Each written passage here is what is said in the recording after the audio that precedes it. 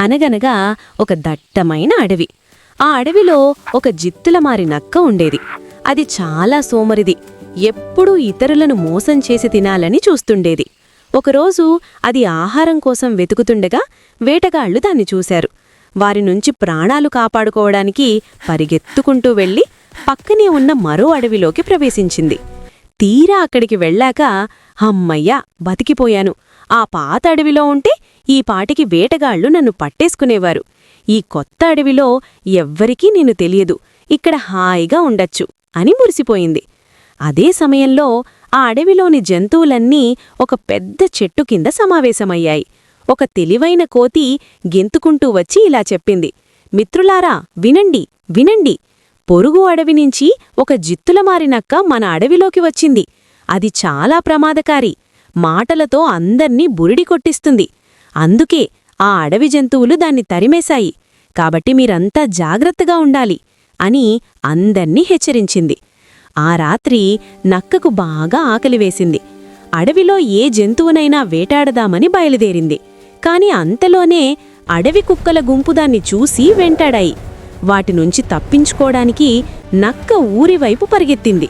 చీకట్లో దారి తెలియక ఒక చాకలివాడి ఇంటి వెనక ఉన్న నీలిరంగు డ్రమ్ములో పడిపోయింది. తెల్లారేసరికి బయటకు వచ్చి చూసుకుంటే ఆశ్చర్యం! దాని శరీరమంతా తలతల మెరిసే నీలిరంగులోకి మారిపోయింది. అద్దంలో తనను తాను చూసుకున్న నక్కకు ఒక దుర్బుద్ధి పుట్టింది. అరే, నా రూపమే మారిపోయింది కదా! ఈ జంతువులన్నీ అమాయకులు.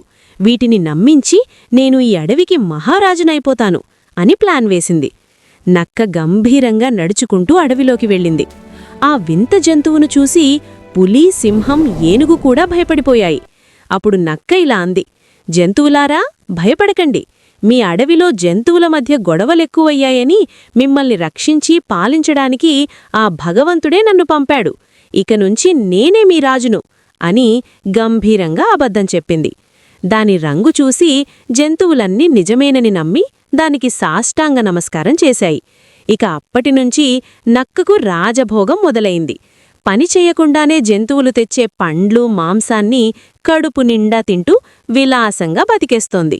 ఒకరోజు నిండు పున్నమి రాత్రి. చల్లని గాలి వీస్తోంది. జంతువులన్నీ నక్క చుట్టూ కూర్చొని కథలు వింటున్నాయి. సరిగ్గా అప్పుడే దూరంగా ఉన్న కొండల దగ్గర నుంచి కొన్ని నక్కల అరుపులు వినిపించాయి. తన జాతి అరుపులు వినగానే మన నీలినక్క ఆనందంలో తన అసలు రూపాన్ని మర్చిపోయింది.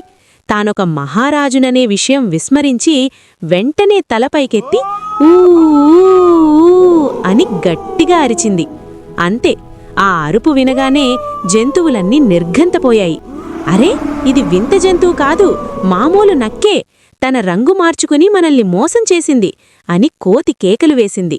మోసపోయానని గ్రహించిన సింహం కోపంతో గర్జించింది.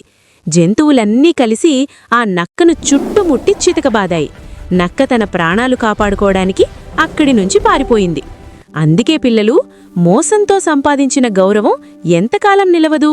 మన నిజస్వరూపాన్ని ఎప్పుడూ దాచలేము. అబద్ధాలాడితే ఏదో ఒకరోజు ఖచ్చితంగా బయటపడతాము. అప్పుడు అవమానం తప్పదు. కథ బావుంది కదూ?